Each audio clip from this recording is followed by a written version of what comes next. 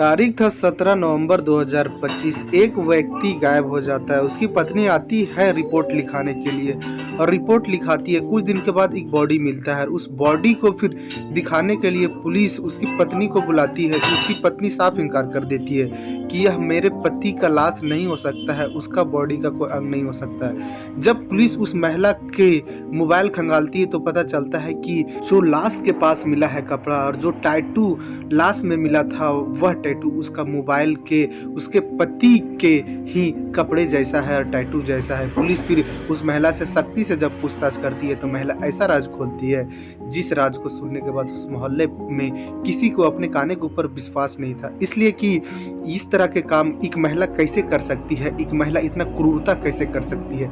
कहानी को पूरा सुनने के लिए वीडियो पर बने रहे। हाँ तो नमस्कार, आप देख रहे हैं द रियल क्राइम और मैं आपके साथ रंजित गुप्ता। अगर हमारा मेहनत पसंद आए तो वीडियो को लाइक करें और चैनल को सब्सक्राइब करें ताकि हमारा हौसला बढ़ता रहे और इसी तरह से हम आप लोग के पास क्राइम तक की वीडियो और कहानी लाता रहे।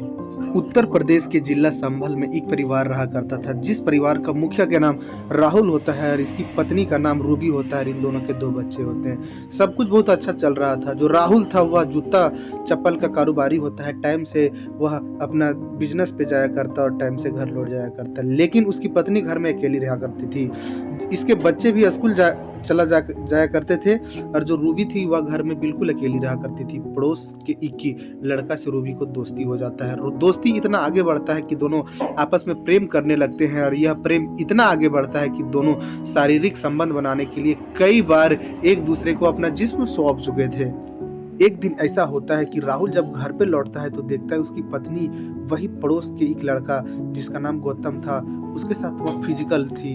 उसके जो पति राहुल होता है वह काफ़ी ज़्यादा अपने पत्नी पे भड़कता है और उस वक्त तो अपने पत्नी को मारता पीटता है। उसकी पत्नी को भी काफ़ी ज़्यादा बुरा लगता है और उसका जो पति राहुल था वह बोलता है कि मैं अभी सुबह होने दो, मैं पूरा मोहल्ला में तुम्हें बगैर कपड़े का घुमाऊंगा। और बता दूं कि राहुल जो था वह अपना ससुराल में रहा करता था और यह बात सुनने के बाद जो रूबी थी उसको काफ़ी ज़्यादा डर हो जाता है कि इस तरह अगर कहीं किया तो मेरा इज्जत कहीं का नहीं रहेगा और जब लोग जानेंगे कि हम पड़ोस के ही लड़का से इस तरह के काम कर रहे थे तो लोग क्या कहेंगे। उसके बाद जो पत्नी रूबी होती है वहीं पर एक लोहा का रड रखा हुआ था, उस लोहे का रड को उठाती और अपने पति के सर पे दे मारती है जिससे उसका पति वहीं जमीन पे गिर जाता है। उसके बाद फिर जो गौतम था वह एक रड लाता है और बारी बारी से गौतम और रूबी तब तक नहीं मारते हैं जब तक कि राहुल का जिस्म से जान नहीं निकल जाता है। ये दोनों को पता चल जाता है कि अब राहुल के अंदर कोई तरह का हरकत नहीं हो रहा है, राहुल मर चुका है। उसके बाद ये दोनोों सोचने लगते हैं कि अब क्या किया जाए इस लाश के साथ, इस लाश को कैसे छुपाया जाए।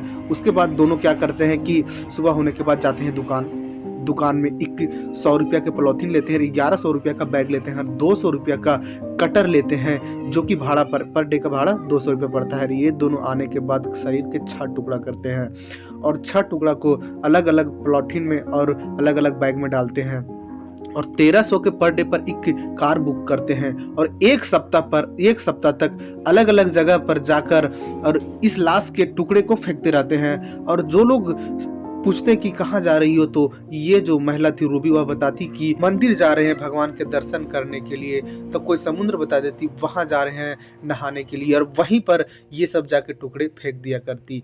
करीबन सप्ताह दिन फेंकने के बाद यह दोनों रूबी और जो गौतम थे वह दोनों को लग चुका था कि हम तक पुलिस पहुंच ही नहीं पाएगी। उसके बाद रूबी अब अपना नाटक चालू करती है और रूबी जाती है पुलिस स्टेशन और अपने पति का गुमशुदगी का रिपोर्ट लिखवाती है और बोलती है कि सप्ताह दिन से मेरा पति घर पे नहीं आ रहा है। वह बताती है एक रिलेटिव के यहाँ गए थे और ना रिलेटिव के घर पहुंचे ना यहाँ पहुंचे और हमारा पति गायब है। पुलिस एफआईआर लिख लेती है लेकिन पुलिस इतना इंटरेस्ट नहीं देती है इस राहुल के खोजबीन में, इसलिए कि लगा कि पुलिस को कि कहीं पति पत्नी में लड़ाई हुआ होगा, इसीलिए पति कहीं गुस्सा होकर चले गया होगा, आ जाएगा कुछ दिन में।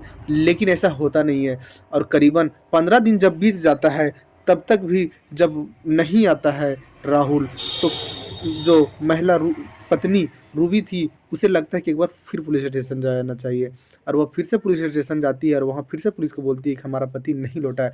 वह सोच रही थी कि अब तो मिलने वाला है नहीं, लेकिन पुलिस के सामने हम एक सती सावित्री पत्नी बनकर दिखाते हैं और पुलिस को बोलती है कि हमारा पति अभी तक नहीं लौटा है, आप लोग कैसे ढूंढ रहे हैं हमारा पति को। पुलिस बोलती है ठीक है, अगर हम लोग ध्यान देते हैं और तुम्हारे पति को जल्द से जल्द ढूंढते हैं। 27 दिन तक वक्त बीत जाता है, लेकिन इसका पति जो राहुल था उसका कोई भी सुराग नहीं मिलता है। 27वां दिन में पब्लिक के द्वारा वहीं के एक जगह से पता चलता है कि एक बैग मिला है जिससे कुछ दुर्गंध आ रहा है। वहाँ के जो पब्लिक था उन लोग को लग चुका था कि इसमें ज़रूर कुछ संदिग्ध चीज़ है। पुलिस आती है और जब उस बैग को खोलती है देखती है एक व्यक्ति का छाती का हिस्सा है, बाकी शरीर का कोई हिस्सा ही नहीं है। पुलिस उसको बरामद करती है और एक जगह से और मिलता है हाथ का टुकड़ा। पुलिस उसको भी बरामद करती है और दोनों को लाती है। तो हाथ का टुकड़ा में देखती है पुलिस की एक टैटू बना हुआ है जिस पे लिखा हुआ है राहुल।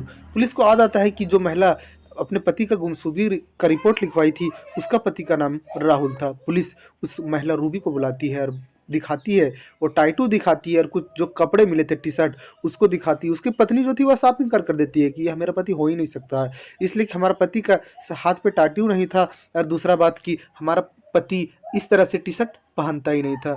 पुलिस के उसके बातों में कहीं ना कहीं कुछ बात छुपाने का संदेह होता है। पुलिस अलग अलग तरीके से जब पूछती है तो महिला शक पकाने लगती है। पुलिस फिर उसके मोबाइल को लेती है, उस महिला के मोबाइल को, और उसका गैलरी में जब एक एक करके हर फोटो खंगालने लगती है तो उसमें वही टी शर्ट दिखता है जो कि लाश के साथ में मिला था।